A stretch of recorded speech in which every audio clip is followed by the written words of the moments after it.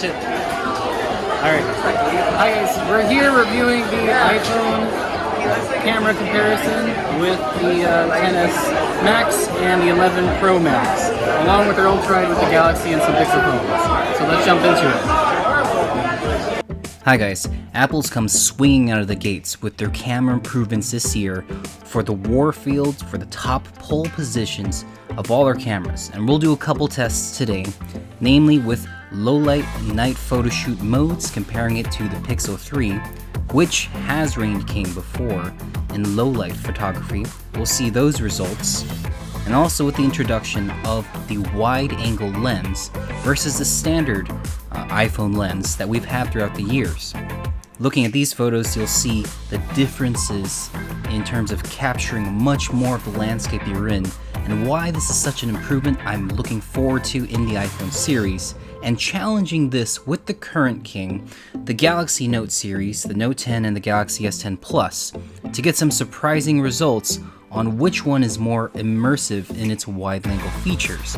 And lastly, we'll do a photo shoot, just general photos across the board, to see which one comes out in terms of sharpness and clarity, and adding some light commentary. So let's jump right in. Okay, to really get a sense of how dark it was, we were in a pitch black basement. So let's see this footage. Alright, taking a night photo. Wow, man, yours makes you hold still more. Okay, let's go into this dark alleyway. Mine looks like it's daylight. Okay, I can't see anything inside there, right? Oh wow, this looks like ghosts. I can't see a thing. Try next light. Okay. Ooh. A little spooky.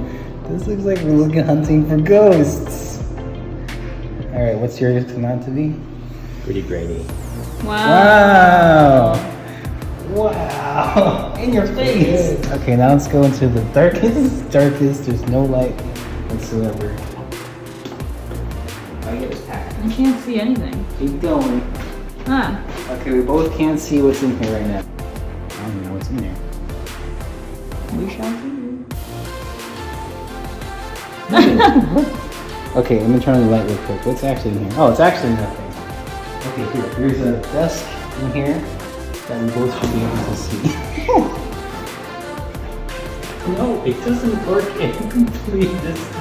It works in like that room. No, I think it does. Where's light? But holy smokes. Alright, ready? Oh, Miller, you want to be in there? Alright, Miller. Your eyes will come up. Miller, you stand there. You got this on recording, right? Okay. Yeah. Miller, we're going to take you first.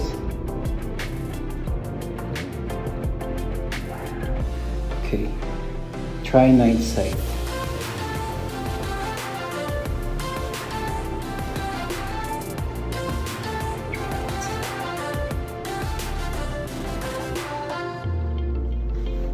I think it got you though.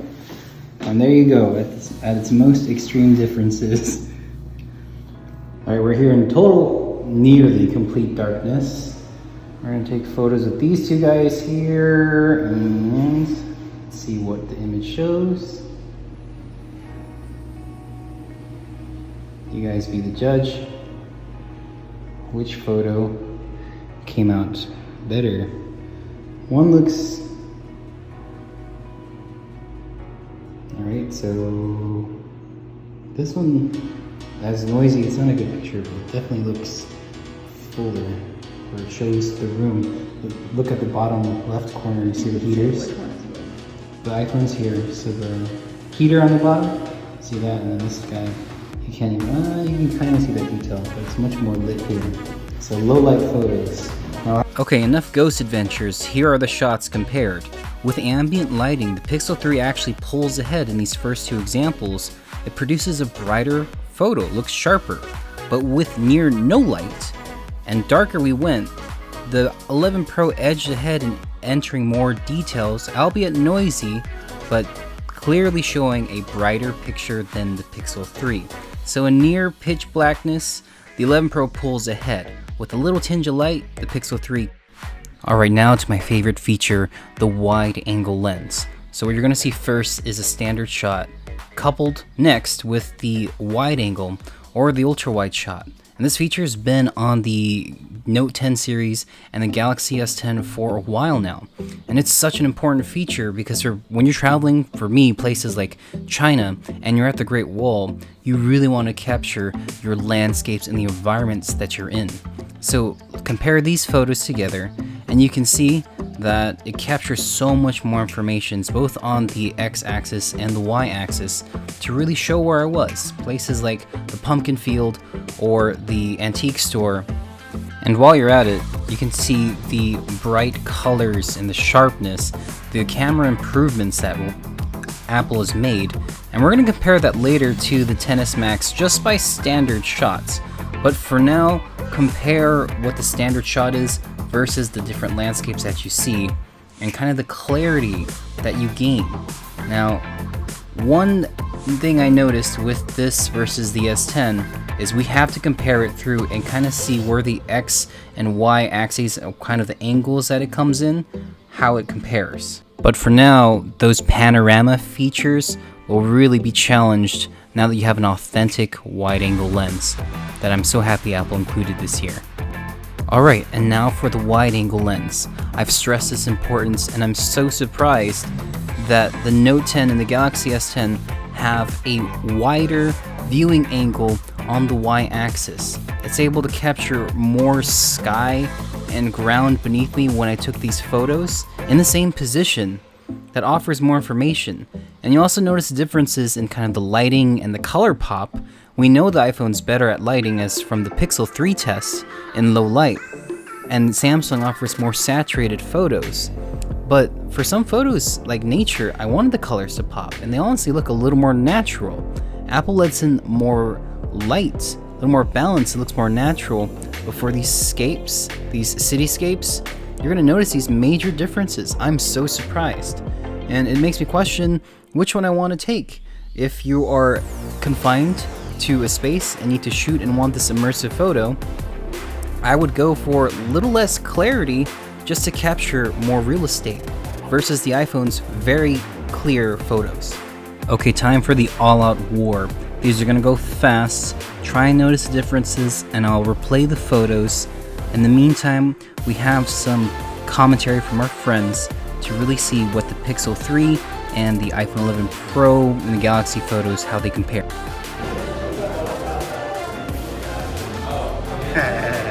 Look at how my boob pops. In yours? Yeah. I honestly would say you look the most human in this one. And then this one here compared to this looks like it has more exposure. This one looks bad. This is the S10. Yours, Miller, I'm not sure. Samsung. Is your screen doing your photo justice though? More like contrast, I guess. Yeah, yours There's has. more shadowing. It's like really light in the background here, and then this one looks like a really good photo. I don't think your screen's just popping it to life. Okay, so we've determined the 11 Pro Max and the Pixel 3 are the top. So let's compare them directly. You'll notice that the Pixel 3 pops colors, makes them a little brighter without the saturation of Samsung, while the iPhone is a champion when it comes to letting light in, all that white balance. You'll notice especially for the cloud differentiations, the photos just seem brighter for the iPhone, whereas on the Pixel 3 the colors seem fuller. Okay, and let's see how far we've come from the XS Max. Honestly, comparing these photos, standard photos, is pretty difficult. You're gonna look really hard to see differences year over year.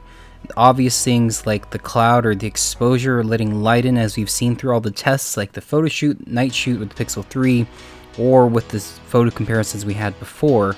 But you're really gonna have to zoom in to see all these differences in details. And like we said, it really shines with its additional focus on portraits, which we'll see in the end, which supposedly zooms into faces, can sharpen hair follicles, or kind of add more human tones to faces. But for these landscape photos, really not that much difference except for a few photos here and there. But as for these portraits, you'll notice that on the left, we look a little more human. And I think those where the improvements are in the A13 chip. Okay, so given that Apple's put their all into the camera this year, adding the ultrawide lens and the low lighting, this serves as my review for the 11 Pro. Now, quite frankly, I'm disappointed that they took out 3D Touch and replaced it with haptic touch.